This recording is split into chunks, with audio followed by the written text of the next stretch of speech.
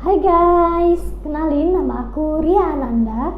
Dari kecil aku dipanggil Dara dan sekarang aku dipanggil Minda. So, selamat datang di Minda Dara.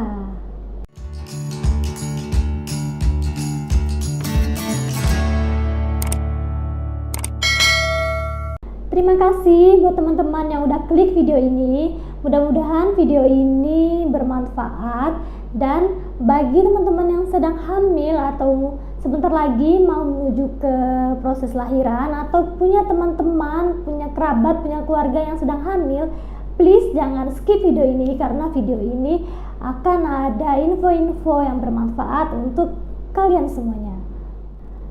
Nah, video kali ini aku akan sharing lagi pengalaman aku melahirkan dengan proses yang cukup cepat. Jadi menurut beberapa orang yang sudah berpengalaman sebelumnya melahirkan bilang kalau proses lahiran aku itu cukup cepat dan cukup mudah. Jadi aku akan kasih tips-tips ke kalian bagaimana caranya agar kita bisa lahiran dengan mudah. Mudah-mudahan apa yang aku alami bisa juga dialami oleh teman-teman semua. Oke, di video sebelumnya aku udah cerita pengalaman kehamilan aku dengan kondisi hiperemesis gravidarum. Dan jadi buat teman-teman yang belum nonton video aku sebelumnya, silahkan nonton dulu.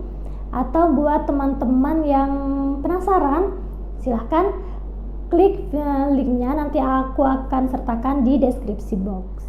Oke teman-teman, sebelum aku sharing tips-tips apa aja yang aku lakuin untuk ikhtiar agar lahiran aku itu mudah, aku ingin sharing dulu, cerita dulu bagaimana mindset aku, pemikiran aku selama ini tentang proses lahiran.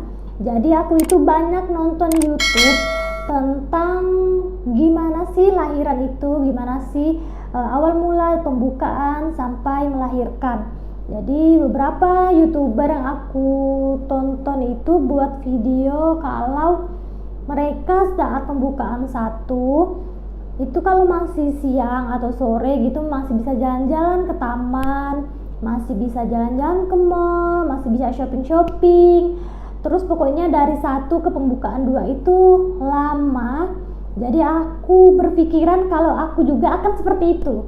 Jadi aku berpikiran kalau nanti saat aku udah pembukaan satu, aku mau santai-santai dulu di rumah.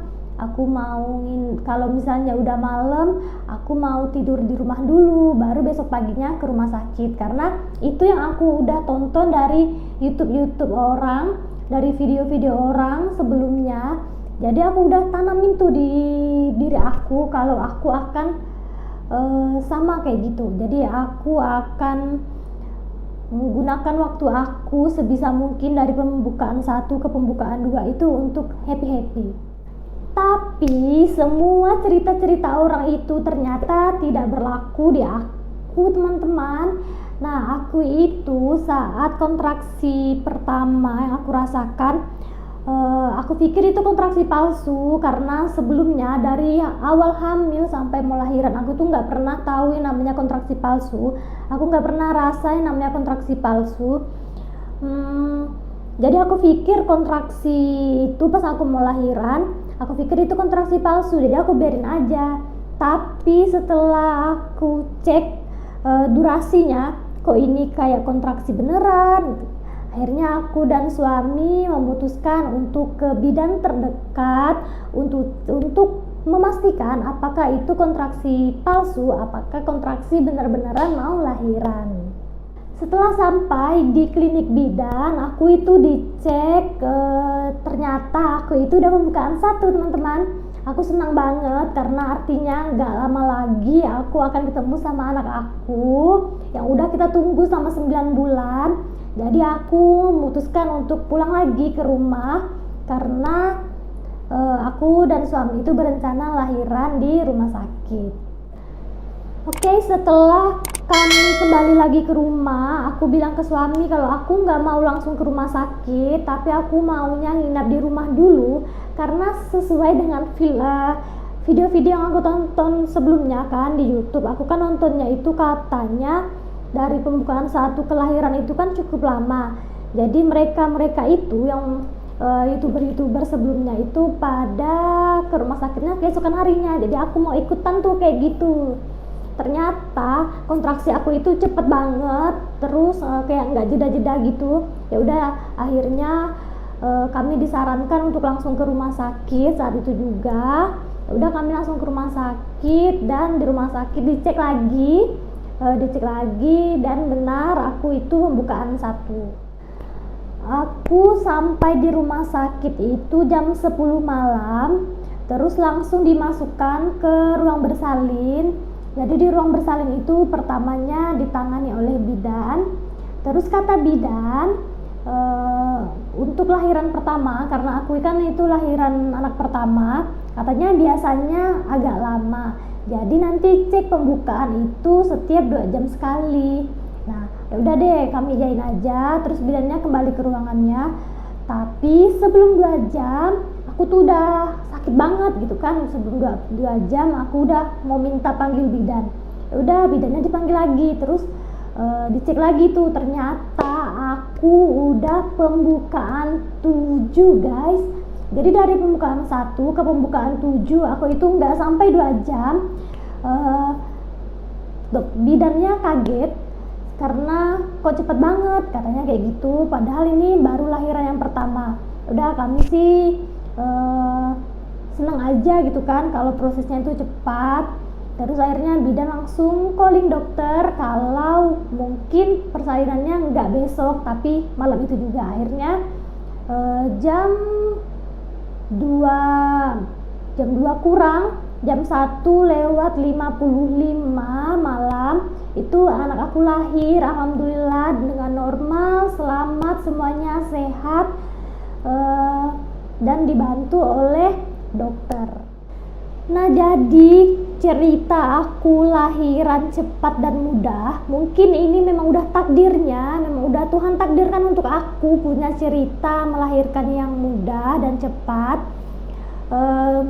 Semua cerita ini bisa beda-beda di setiap orang, tapi selain juga memang Tuhan kasih aku takdir yang seperti ini, aku juga lakuin beberapa usaha, beberapa yang aku ikhtiarkan agar aku bisa melahirkan dengan mudah.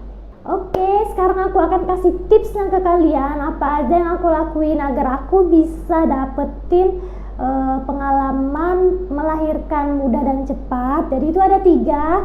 Yang pertama, aku itu selalu setiap malam menggosokkan perut aku dengan minyak.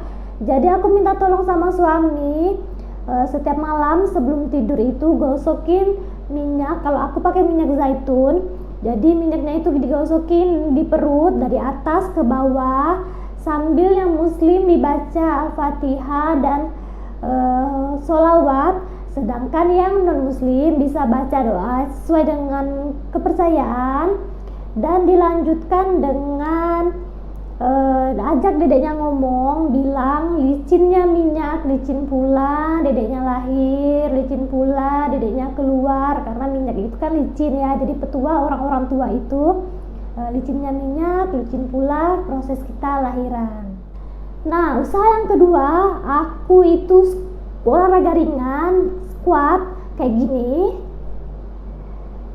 Nah, kalau teman-teman nggak bisa squatnya lama-lama atau nggak bisa banyak-banyak, aku juga sama. Aku itu satu hari pertama itu aku palingan squatnya hanya 5 kali. Itu juga aku sambil megang tepi tempat tidur, atau bisa pegang tralis besi, atau bisa pegang dinding, pokoknya apa aja untuk kita bertumpu agar kita nggak jatuh gitu ya. Satu hari bisa 5 kali. Terus kalau besoknya lagi kalian mampu jadi 7 kali. Pokoknya lakuin semampunya aja ya teman-teman, jangan dipaksakan. Nah, aku lakuin itu kalau nggak salah saat hamil 7 bulan. Nah, aku mulai tuh pelan-pelan aku squat kayak gitu ya. Oke, untuk yang ketiga, langkah yang ketiga ini yang paling penting, yang kadang-kadang terlupakan. Jadi aku itu setelah masuk ke 7 bulan, aku sedekah minyak dan sabun. Kenapa minyak dan sabun? Karena petuahnya minyak dan sabun itu licin. Jadi mudah-mudahan dengan licinnya minyak dan sabun itu membawa licin pula kita proses melahirkan. Nggak ada salahnya teman-teman kita coba sedekah, karena sedekah itu kan memberikan kita pahala, terus juga siapa tahu orang yang kita sedekahkan itu mendoakan untuk kemudahan dan kelancaran kelahiran kita. Nah, doa-doa itulah yang mungkin akan membawa kita ke mudahnya proses lahiran. Nah, itu dia tadi beberapa tips dari aku, mudah-mudahan bermanfaat dan jangan lupa teman-teman lakuin. Siapa tahu kebaikan dan kemudahan yang aku alami itu juga bisa menular ke teman-teman karena teman-teman lakuin tips yang sama. Yang terakhir aku mau ucapin terima kasih karena kalian udah nonton video ini sampai selesai. Mudah-mudahan kebaikan selalu mengalir untuk kalian. Dan jangan lupa like, comment, subscribe channel ini agar aku bisa terus kasih manfaat untuk kalian semua. See you next video. Assalamualaikum.